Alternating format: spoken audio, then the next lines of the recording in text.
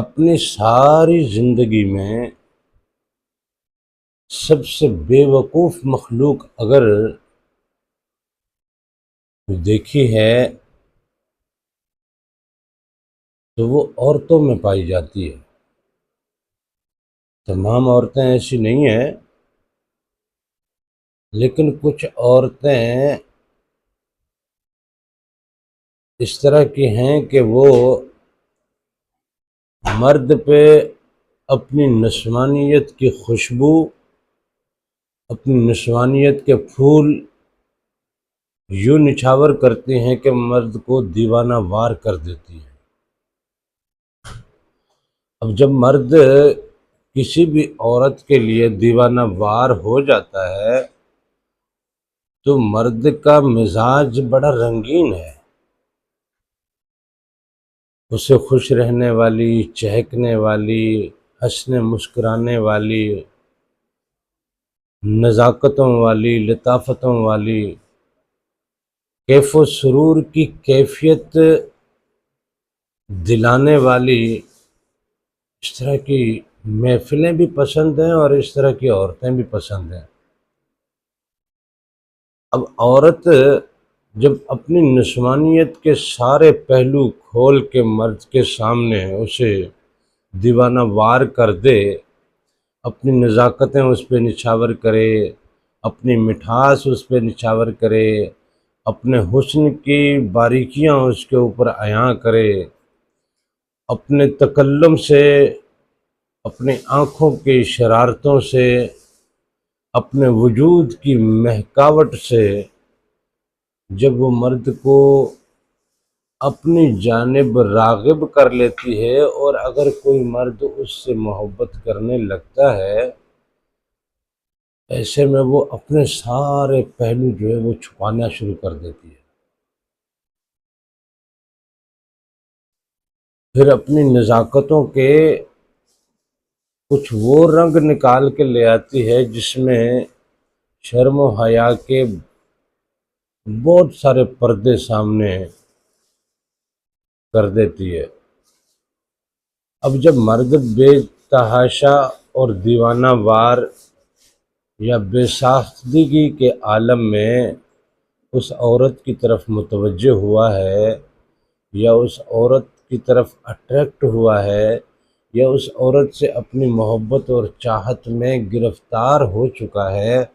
تو اس سے جب یہ ساری چیزیں واپس چھین لی جائیں گی تو صاف ظاہر ہے وہ انہی لطافتوں کو پھر کہیں اور ڈھونڈے گا، وہ انہی نزاکتوں کو پھر کہیں اور ڈھونڈے گا، وہ اسی خوشبو کو کہیں اور ڈھونڈے گا، وہ یہ ساری رنگینیاں، وہ یہ سارا حسن جب اس کے اوپر بند کر دیا جائے گا تو یہ پھر کہیں اور ڈھونڈے گا، کیونکہ اس کے مزاج میں تو یہ ہے، اس کا مزاج ہی کچھ ایسا ہے کہ یہ رنگینیاں پسند کرتا ہے،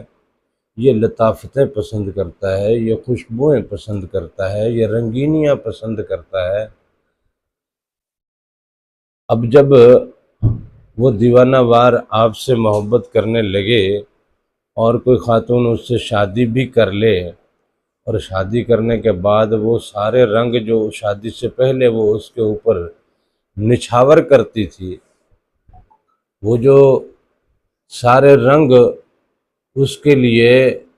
قربان کرتی تھی، وہ سارے رنگ جب اس نے دوبارہ چھپانے شروع کر دیے تو مرد پھر کہیں اور دیکھنے لگ جاتا ہے۔ پھر اسے یہ شکایت ہوتی ہے کہ محبت تو مجھ سے کرتا تھا، چاہتے تو میرے ساتھ تھیں، وعدے تو میرے ساتھ کیے، نکاح بھی میرے ساتھ کیا، لیکن یہ کسی دوسری کی طرف جا کیوں رہا ہے؟ تو حقیقت میں یہ اس کی اپنی دانست میں وہ خود کو سمیٹ کے سنبھال کے مرد کے لیے رکھنا چاہتی ہوگی، سچے دل سے یہی ہوگا، لیکن بات یہ ہے کہ اس کو جس بے مہاری میں لے کے گئے ہو، اس بے مہاری میں اس کو دوبارہ مہار میں لا کے واپس پلٹانے کا بھی پہلے اہتمام کر لیا ہوتا نا۔ اگر یہ سب کچھ نہیں کیا تو اب مرد سے شکایت کرتے ہو تو یہ شکایت بنتی تو نہیں ہے۔ اب مرد پھر جو کچھ مرد دوسری عورت کی طرف اٹریکٹ ہوئے، پھر تیسری عورت کی طرف اٹریکٹ ہوئے، پھر چوتھی عورت کی طرف اٹریکٹ ہوئے، اور اسے مسلسل وہ بیوقوف مخلوق ہی ٹکراتی رہی جو اپنے سارے رنگ اس پہ نچھاور کرتے، پھر وہ سارے رنگ سمیٹنے لگی۔ وہ پھر کسی دوسری طرف نکلا دوبارہ انہی رنگوں کی تلاش میں، تو ایسے کرتے کرتے ایک دن وہ عورت ذات سے بالکل ہٹ جاتا ہے۔ جب وہ عورت ذات سے ہٹ جاتا ہے تو اب اسے رنگ چاہیے، اسے خوشبوئیں بھی چاہیے، اسے محفلیں بھی چاہیے، اسے نزاکتیں بھی چاہیے، اسے لطافتیں بھی چاہیے۔ تو ایسے میں وہ پھر بندہ کسی فقیر کی تلاش میں آتا ہے، اور پھر وہ اس حقیقی یار کے دیدار کی طلب میں آ جاتا ہے، اور جب وہ حقیقی یار کے دیدار کی طلب میں آتا ہے تو پھر وہ ولیوں کے راستے پہ آ جاتا ہے، وہ قلندروں کے راستے پہ آ جاتا ہے، وہ پھر اپنے رب کے عشق میں محو ہو جاتا ہے۔ اب عورتیں اس کی زندگی سے نکلنے لگ جاتی ہیں، وہ عورتوں کی طرف راغب ہی نہیں ہوتا۔ اب پھر ایسے میں عورتیں دوبارہ پھر یہ شکایت کرتی ہیں، دیکھا کتنا رنگین مزاج تھا، کتنا یہ تھا، کتنا وہ تھا، اور اب بڑا جی عابد و زاہد بنتا ہے، بڑا فقیر بنتا ہے، بڑا اللہ والا بنتا ہے، اور اللہ کے عشق کی بات کرتا ہے۔